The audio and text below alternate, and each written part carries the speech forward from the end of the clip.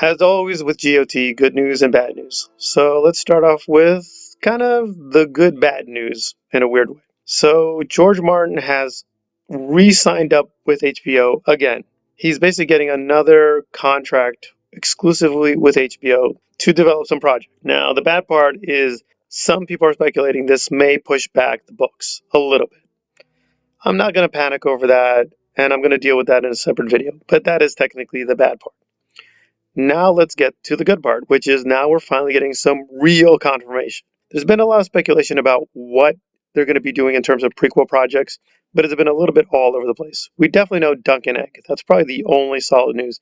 They're going to do something with Dunk and Egg. But now, with him re-signing, we're getting a little bit more information, so we're going to get into that. So what do we got? Well, here we go. We've got one project called the Nymeria Project, which is basically on Queen Nymeria.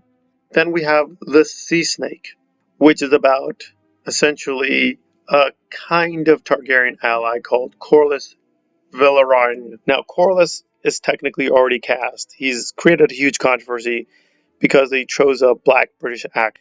He's not a Targaryen, but he's kind of a Targaryen ally, and he's kind of like a seafaring character. So it's a pirate project. And then we have Fleabottom, which is in King's Landing, and we all know Fleabottom. Basically, it's where a lot of thugs, commoners, and poor people hang out.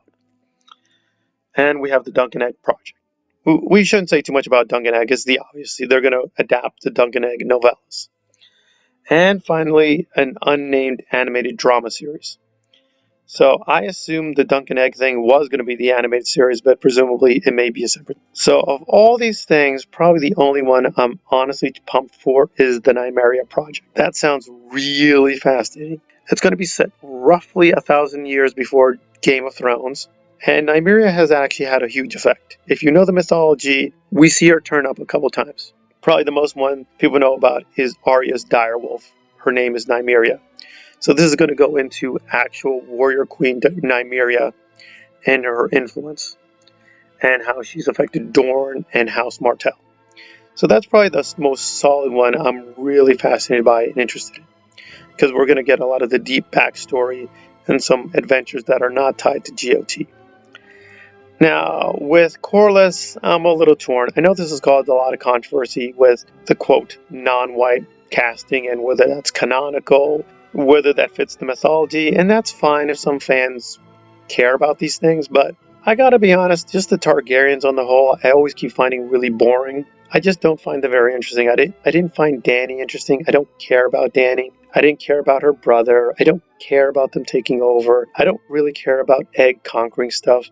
I don't care, and I don't care. The only one I'm mildly interested in is Maegor. I'm becoming a little bit more interested in Maegor. That's about it. So if you're into the Targaryens, this will be for you. I'm not, so I really don't care. I don't care if they modify it.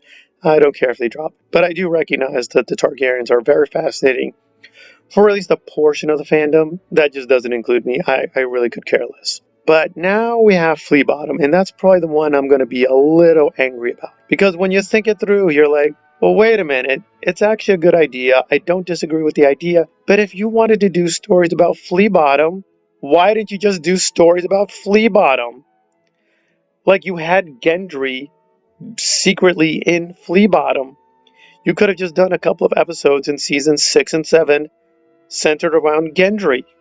So if you wanted to do more of Fleabottom and give us more of an individual look at them, then do that. Why didn't you just do that in the main series? Instead, D&D just did a lot of stupid episodes that didn't go anywhere and that are filled with contradictions and they're stupid.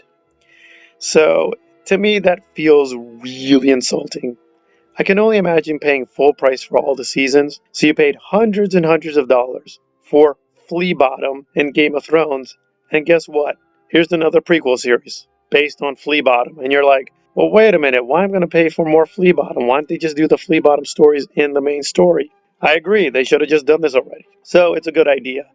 And I can understand maybe this is a way of apologizing. Like, they're not going to wipe out the canon with D&D. And that's fine. I understand that. But it's basically they're going to get a second bite at the apple. But if you're going to do that, then just go all the way. Just do stories about the young Hound or young Jaime or just younger versions of the character and just integrate it into Fleabottom.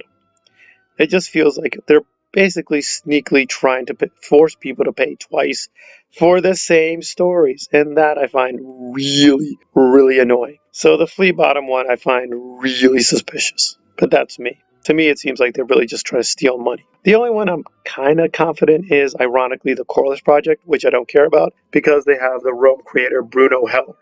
And I think Rome was really rock solid. So if he's doing it, it's probably going to be a good project. But again, this is all development, but this is the most solid news we have. So it's a lot to feast on, and clearly they are investing in the GRRMverse. But what to make of this? I'm really not sure. They've got better people, better producers, but I'm not really impressed with the casting, and I'm going to delve into that in another video. I think the casting is fine, but it's not the people I would have chosen, so it's a little mixed, and we're going to have to wait for the trailer to see whether they've really learned their lesson or whether they're just going to do more really below average Game of Thrones, but expect more money from it. But we'll see. So this has been GRRM Analyzed on developing projects within the GRRM.